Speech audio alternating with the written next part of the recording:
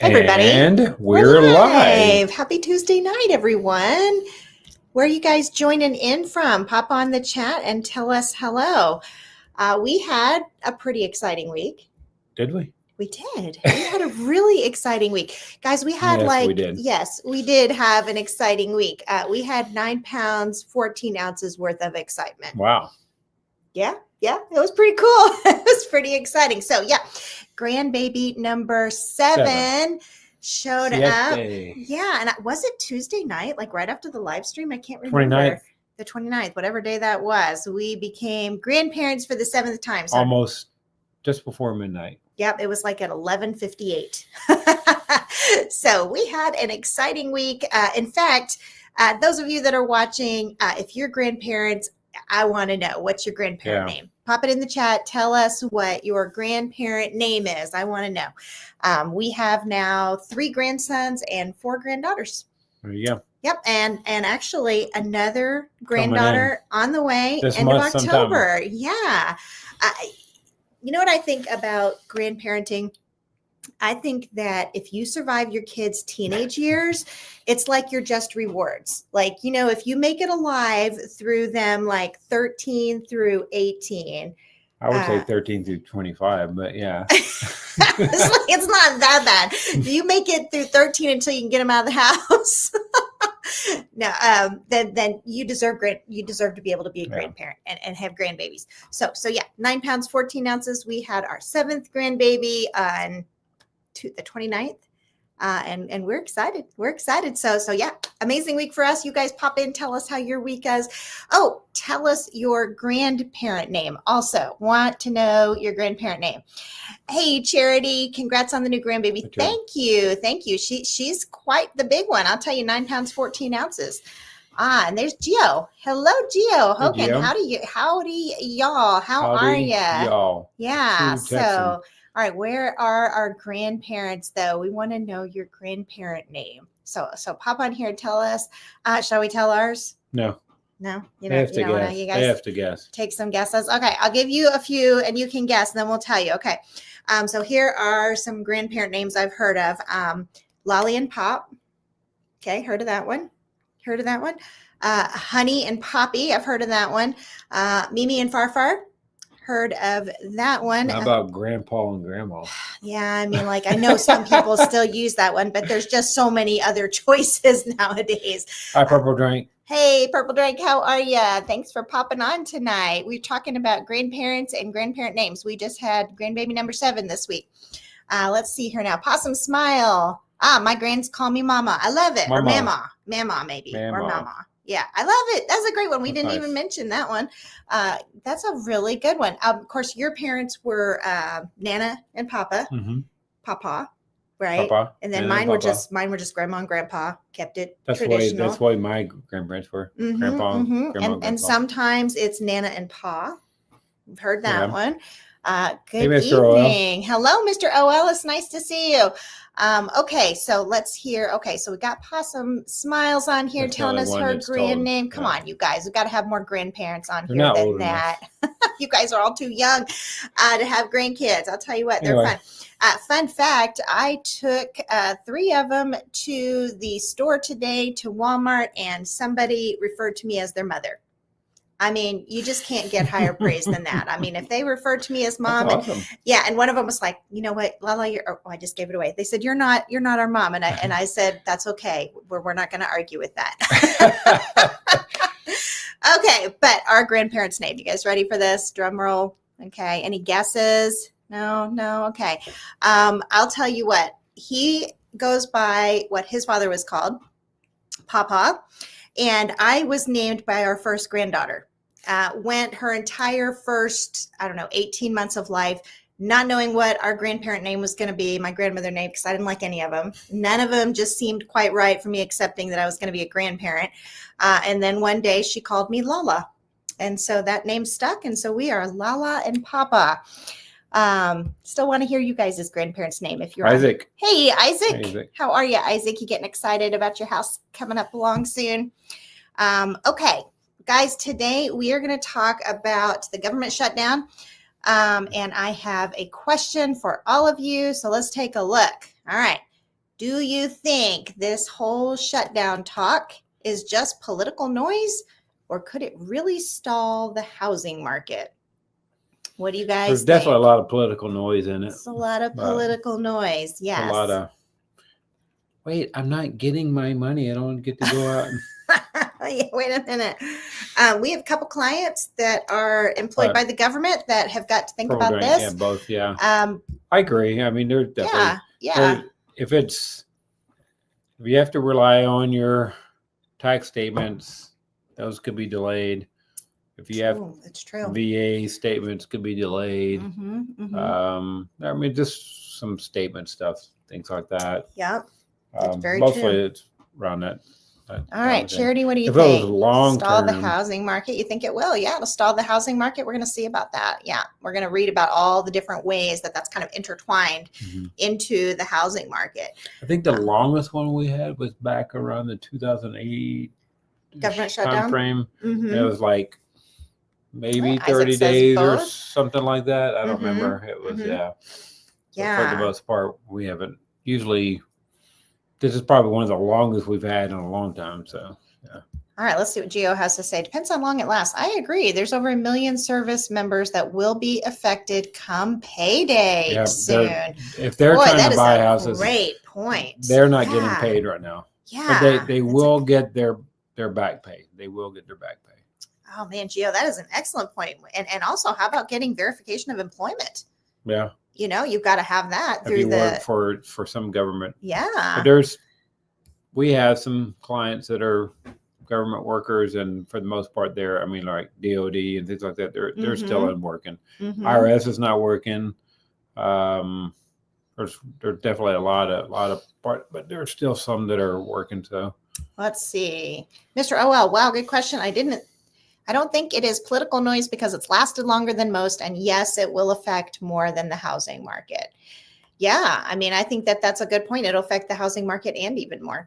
I know I was just talking with a new buyer this week and she's like, I'm ready to buy, but I work for the government. And now this kind of injects this whole element of uncertainty. But to figure out which department. So oh wow, Mr. OL, and I'm one of those service members working for free. Wow. Oh my goodness. Yeah. You know, it's not as though your monthly payments don't suddenly come due just because the government decides not to pay you. You know, you still got, and even if they're going to pay you back later, I mean, you know, could cause problems in the meantime. Yeah, I mean, what about all the late fees, you know, for the payments you can't make? Okay, Purple Drank. Well, true, but NFCU will pay service members that are banking with them. That is interesting. I did not know that. Good job, Navy Federal Credit Union. That's awesome. Wow, I did not know that. Okay. They do a lot of good things for veterans and Navy Federal. Yeah. All right, let's see here now. Okay, guys, which risk worries you more right now? Another rate spike? I'm a little worried about that. I'm not going to lie. I'm watching rates and I'm not sure. In fact, let's pop over here. Let's see what rates are doing. Here you go, guys. This is what rates did today. And if you'll remember, it wasn't that long ago that we were telling you an FHA was 5.5. Okay. And so then look where we are today. On the low end, it's 5.91. So rate volatility, I think, is it's still up and down. It is.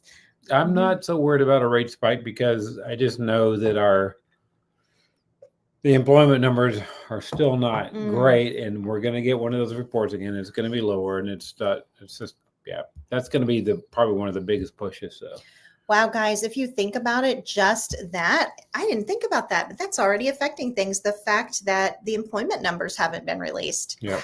Man, I didn't even think about that wild card, but it's very true. I was thinking about that today. So we don't have employment numbers yet. I mean, I can know for certain that it's affecting the Dallas market because if it wasn't, then we would have a much higher housing market. We would definitely have more of a seller's market here because we always have a ton of people coming here because there's a lot of jobs here and they're not hiring as much. So it's moved up. I've been seeing a few more buyers, but I know there's definitely lower employment numbers.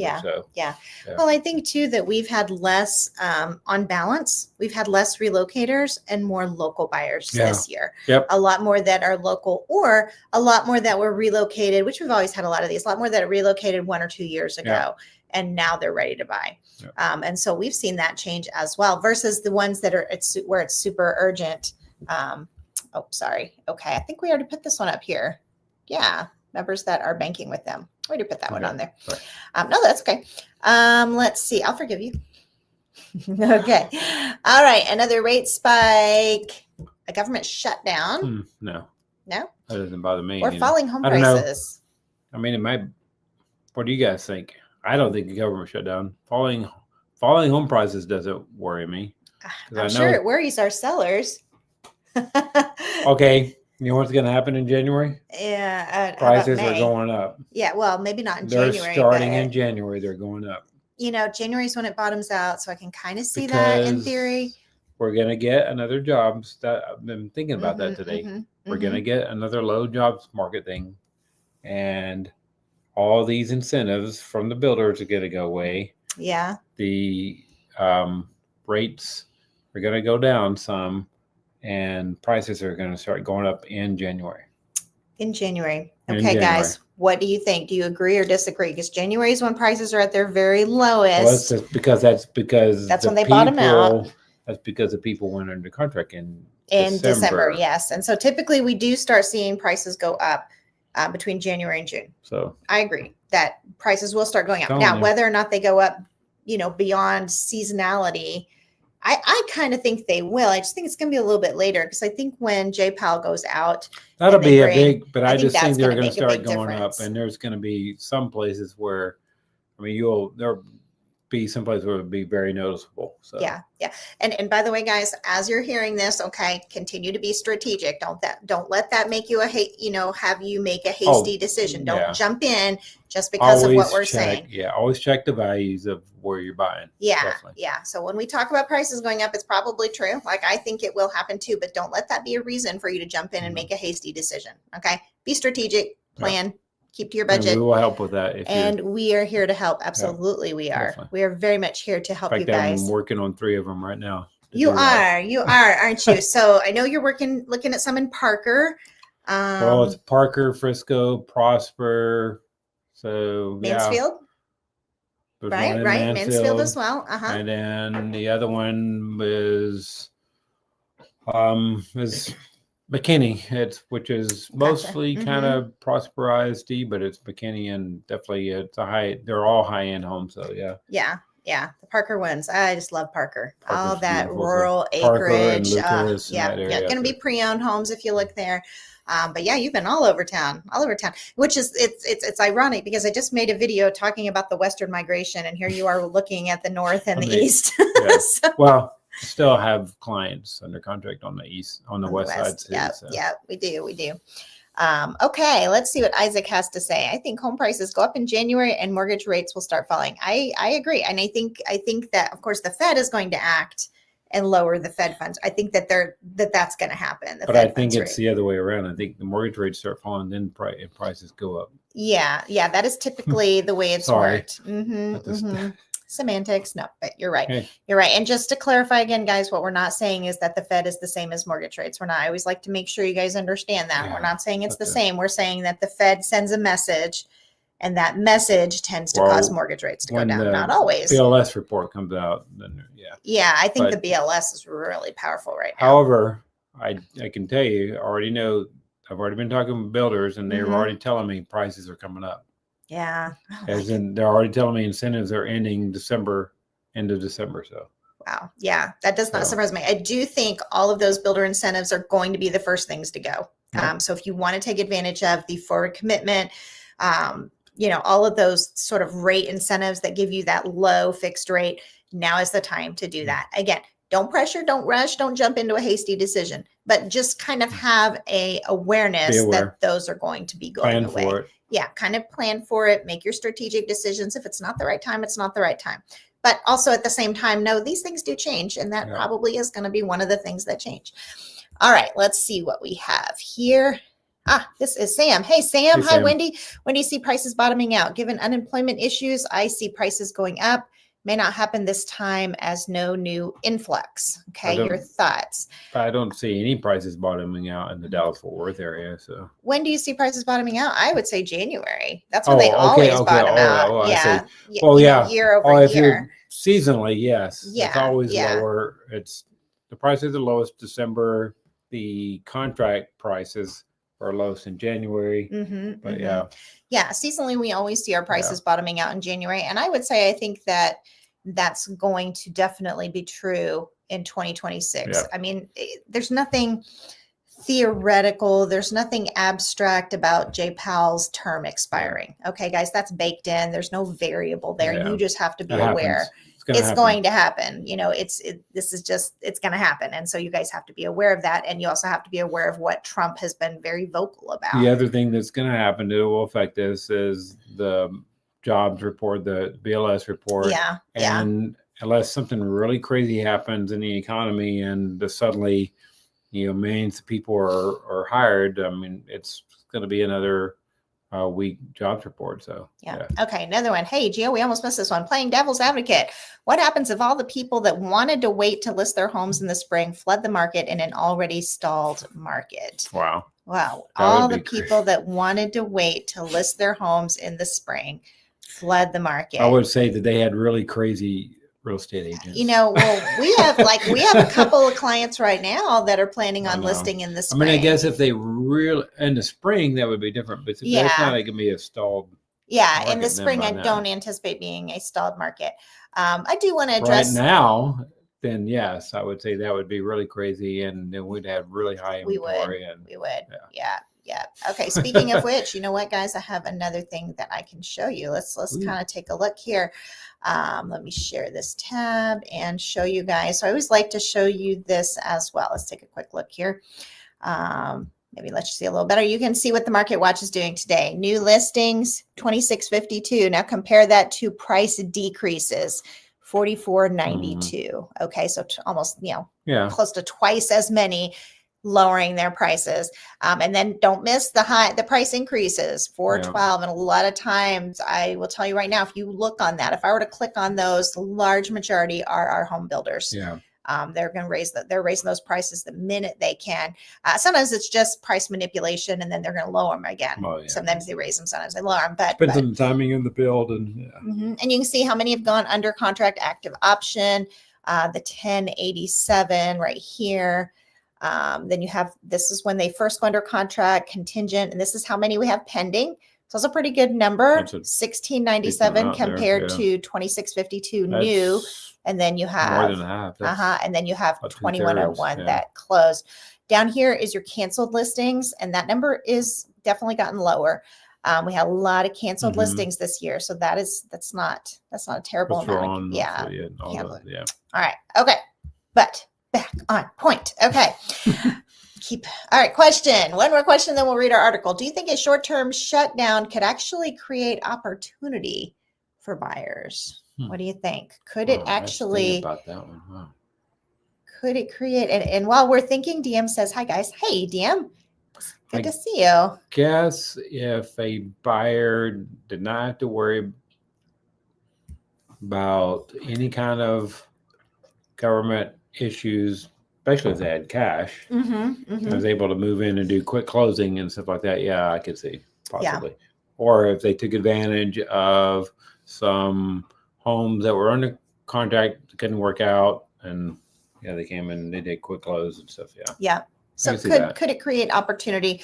Also, if some buyers are eliminated from the market, right? If buyers can't buy, all right, then you've got fewer buyers, and that can create opportunity. But let's see what our choices are here. Yes, less competition. That's what I was saying.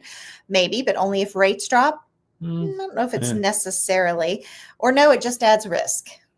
All right. I think it does add risk to buyers who are government employees. They've got it. If you think about it, getting under contract is not free. If your employment falls through, if you have to pay for your inspection, you'll get, your earnest money is going to have some protective contingencies, but you still have to spend money on an inspection and appraisal.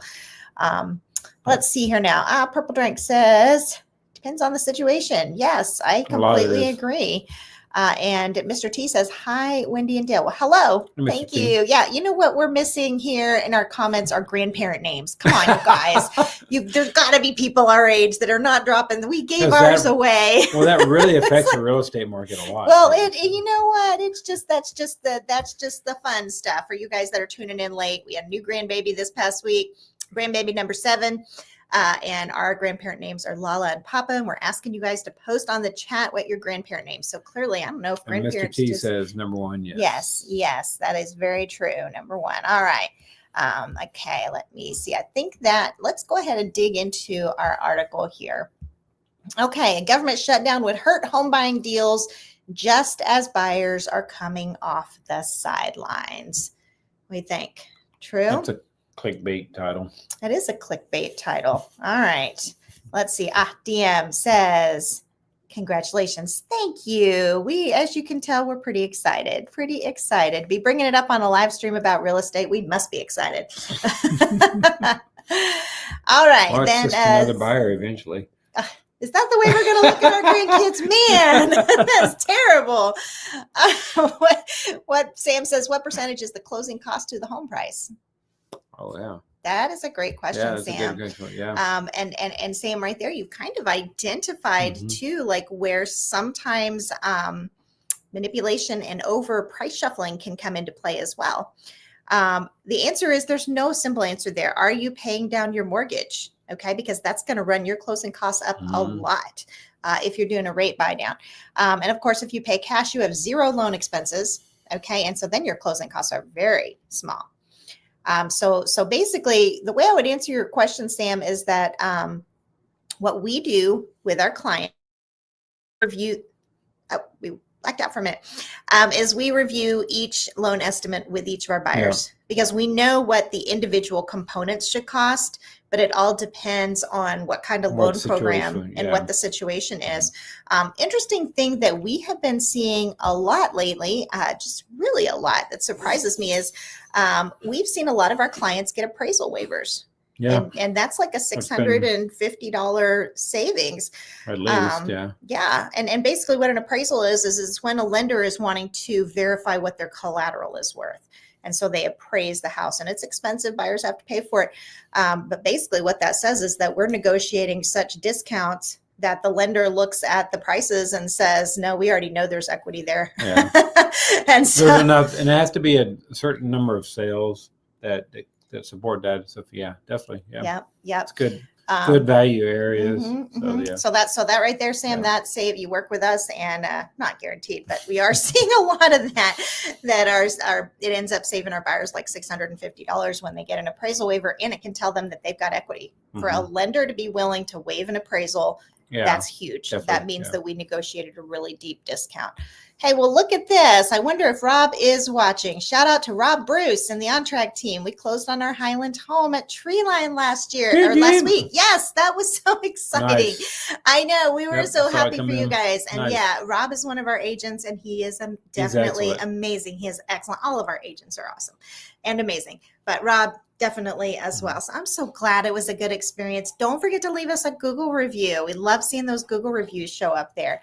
But I'm so glad. I hope that your new home is amazing, and Treeline is amazing. So it's a great place to have a home in Highland. It's a nice looking community, definitely. Yeah, it really is. Yep, Hillwood. Can't say enough good about Hillwood. All right, let's see here now. A government shutdown would hurt home buying deals just as buyers are coming off the sidelines. All right, let's see here now. Just when home buyers thought they had finally caught a break in the form of lower mortgage rates, they're facing another potential headwind. It's true. That's one way of looking at it. Buyers who are now in the process of buying a house could face delays if the lawmakers in Washington fail to reach a deal and the U.S. government shuts down. Hang on. Let me show you guys something. So this was written September 30th. Okay. And so we already know that we have been there, done that, been there a week. The potential roadblocks are appearing just as the housing market is starting to see signs of life. Plunging mortgage rates have brought some home buyers off the sidelines, prompting a jump in the number of people who went into contract on a house in August. I love the word plunging. However, what I'm seeing is more a little bit like bouncing. Yeah, You know, bouncing is a good word. Yeah, like I'm not seeing as much plunging as I definitely. would like. I'm seeing more of a bounce. Like it came down. Like our best was FHA 5.5, and that was like 2 or 3 weeks I ago. was, yeah, close. It's got Couple to be Tuesdays, close to maybe 3 three weeks. Yeah, Tuesdays ago, and yeah. now we're seeing a little bit higher. So they're not consistently plunging. Sure like to see that, but okay. But that activity could be derailed by a shutdown, particularly for buyers who are applying for a government-backed mortgage or trying to obtain flood insurance through the Federal National Flood Insurance Program. So flood I've seen that one. I'm insurance, trying to forget about that one. Yeah, but yeah, I've seen that too. But yeah, yeah, flood insurance. just don't buy anything in a flood Yeah, zone. and you know what? I was talking with a client about that this week, and the thing you need to know about flood insurance is that actually affects home values. Your home value is going to be affected on whether you're in a floodplain because people buy based on what they can afford. Yeah, They buy based on their monthly payment. For the most part, it's pretty inexpensive, but yeah, it just kind of depends on the area, and so and it does add a little bit of a stigmatism to it. It does. Yeah. It does. That's very true. Okay, let's see what we got here. The current housing market is best described as stagnant.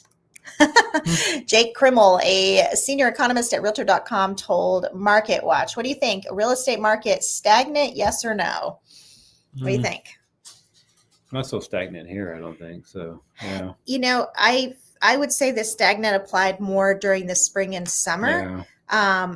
And we have definitely seen a strong pickup when those rates went down. Our number of new buyers, we got a lot more clients, and not only that, but all of our buyers, many of our buyers who've been waiting, also engaged. So I can tell you that we're seeing a lot more activity here. So a little less stagnant, I think, than what we saw.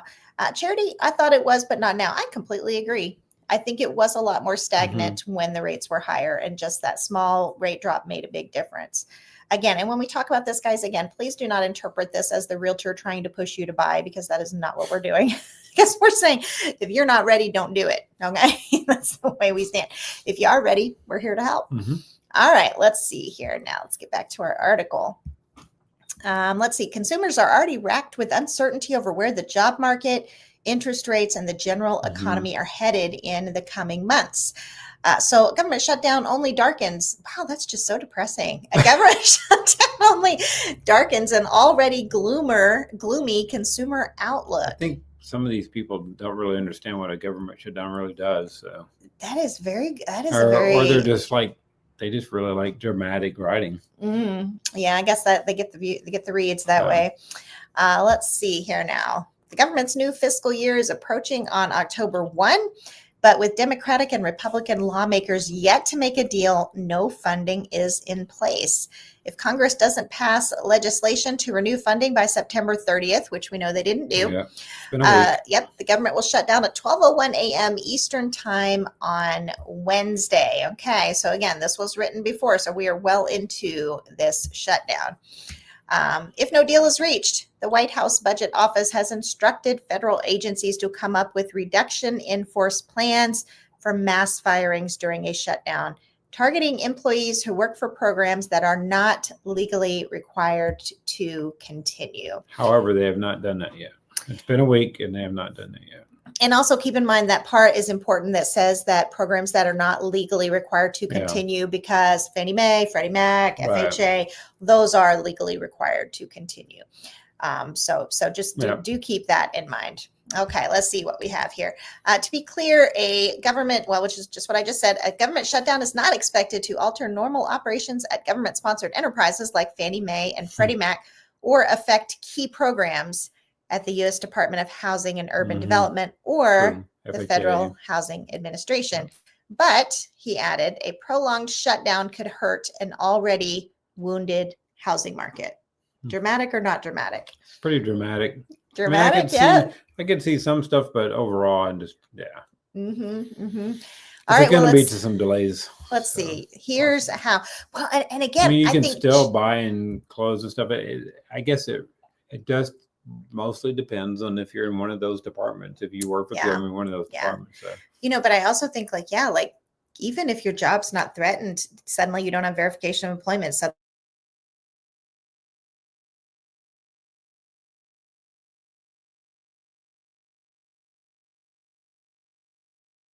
Like that's going to affect how the Fed acts, is the fact that they don't know what the labor market is. All right, let's see what Isaac has to say. Hey, Isaac, I think all real estate is local. Yep. Grand Homes just increased the starting price of their homes in Anna, and some other places are slashing prices. I know that the community in Anna, I mean, they've been really pushing the prices there. That's there's quite a fight with Grand Homes. So. Yep. We've not had great experience with Grand Homes. They're decent in some areas. Gosh, the home is just gorgeous, but sometimes you can. Yeah, it's kind of hit or miss. We have had some that are just great, and then some others that were just a bit of a frustration. So it just means that we have to advocate more for you when that happens, because it's a gorgeous home. I just love their architecture. Absolutely love it. Okay, dramatic, scary, and becoming more of a reality as this shutdown continues. Very true. Very true. Definitely for you're actually in the midst of it. So it is. Per law, okay, here's how. When buyers are applying for a mortgage backed by a federal agency such as the FHA or the VA, they need the agency to finalize the mortgage. If the agency shuts down, they may not be able to close on the loan, as a shutdown would mean fewer staff and fewer applications processed.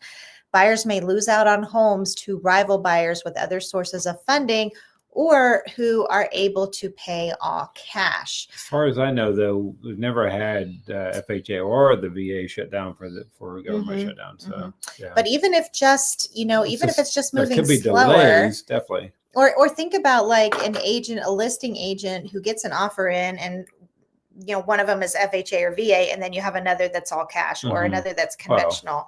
That's going to influence it as well. Okay, let's see, where were we?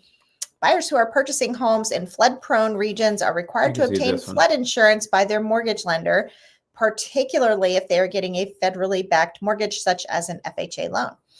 Even if they have conventional mortgage that is backed by Fannie Mae or Freddie Mac, if they buy a house in a flood zone, they need flood insurance. Very true. And I know you said it's not that much, but that really depends on the floodplain. Oh, yeah. If they're definitely most of them. Okay. In our area, most of the ones you see are 500 to 100 year floods, and those are not very expensive. But if you get something more than that, that's better be a pretty nice place. Yep. All right, let's see. The government offers flood insurance through the National Flood Insurance Program. The Federal Emergency Management Agency, FEMA, administers this program. The NFIP is authorized to operate until September 30. And unless reauthorized, it will not be able to issue new flood insurance policies thereafter.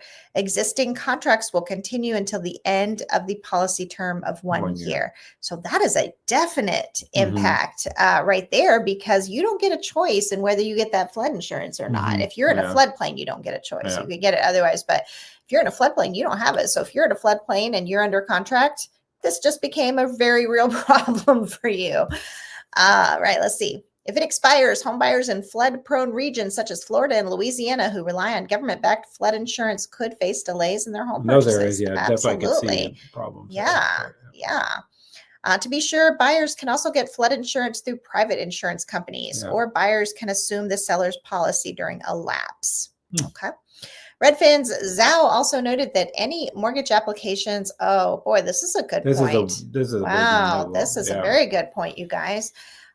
Any mortgage applications that need tax return transcripts or income verification from the IRS, which is another federal agency, could also be delayed if the government shuts down. That is interesting. That was the first one. That was the first one that I read. I mean, they were definitely going to be shut down there, and they're not going to do anything until they're back. Wow. Well, I hope they accept the tax return we're about to file. Because October 15 is next week. I'm glad that's an automatic thing. Okay, let's see here now. During the 2018 closure, the roughly 12% of employees who were required to report to work, could open mail only in search of checks payable to the government, and were not allowed to answer taxpayer phone calls, issue tax refunds, release liens and levies, or perform most other taxpayer services. Wow. That is wild. Can you imagine if your house was about to be sold by the IRS due to back taxes Oh, wow. and you're stuck because the government shut down? Okay, so that would be like releasing a would be bad, lien yeah. or a levy. That is wild. Oh my goodness. So all these different ways that it really is impacting. Overall, the housing market and macro economy are already facing pretty strong headwinds. Realtor.com's Krimmel said, expect a prolonged shutdown to only add to that. So that will be interesting. And you know, I that's the end of the article. I just did a video talking about predicting what was going to happen this fall, just kind of talking about where prices were going to go and the various variables. And I did not include a government shutdown because, you know, I just did not include that. Let's see. Hey, Angelia, on the shutdown, not everyone is getting back pay. In fact, OMB pulled that executive order today and removed the language that all employees for a load are entitled to back pay. Still TBD. Wow. You know, you have to think about that. Yeah. If you're now, I mean, we don't get this luxury, but if if you're living off a paycheck and suddenly you're not going to get it, I mean, that could set you really back. So, Angelia says furloughed. Yeah. Gotcha. Wow.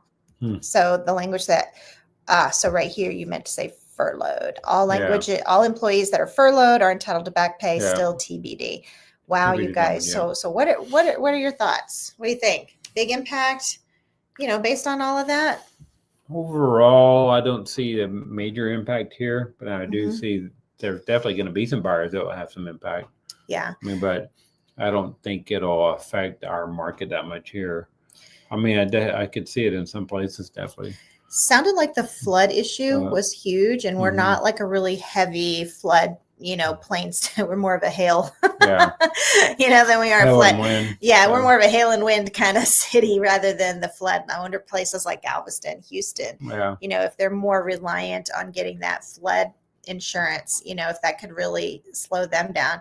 And it sounded like it's saying that it's not going to affect FHA and VA, and yet then it kind of said that it might. Could be some delays. Like some delays and that sort of thing.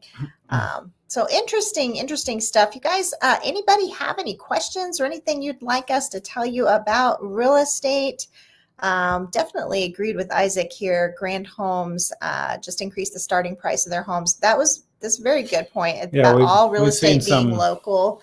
Seen some builders increase. We had one increase their price in the middle of negotiation. So so. And Chrissy says hi. Hi, Chrissy. Okay, tell me more. So you just had one that increased their price. That's right, we did, didn't we? I think we talked about that last week. The Normandy one. Yes, Normandy Homes pulled a fast one by increasing their price, and it was not a small increase. They raised it by like 50,000. Good deal out on it, but still. Yeah. I think we may have gotten an appraisal waiver on that one. I'm not sure if that's one of them. So we still negotiated a deep enough discount, but raising their prices. And you have to know these builders, guys, they're not your friends. They're after their bottom line. They're not here to be reasonable, you know, or anything like that. Like if they can raise prices by 50,000, they're going to raise prices by 50,000. This is all about the dollar sign for them. Builders and investors the same way. And then individual sellers will sometimes have compassion, or sometimes individual sellers don't have the listing agents telling them, hey, your values are going up. So, yeah. All right. Well, you guys listen, unless anybody else has any questions, pop it onto the chat here. We may just go have a little bit of dinner and call it a night. What do you think? Sound like a plan? Yeah. I can do that. Any of you watching after the live stream ends, I still really want to see your grandparent names. Comment later. Comment later so we can see all the unique grandparent names. Hey, Chrissy, I'm late. I will wait for the replay. All right. Well, I'm glad that you joined us. Glad you jumped in, Chrissy. And Isaac says, I need Wendy and Dale magic in regards to mortgage rates. Man, let me get my magic wand here. You know what? Everything's negotiable in real estate. And so there actually could be a little bit of magic. You know, we can't force overall rates to go down, but you can definitely negotiate. I will tell you, from negotiating from a buyer standpoint, even from a seller standpoint, the cash to help with rate buy downs is best way to work.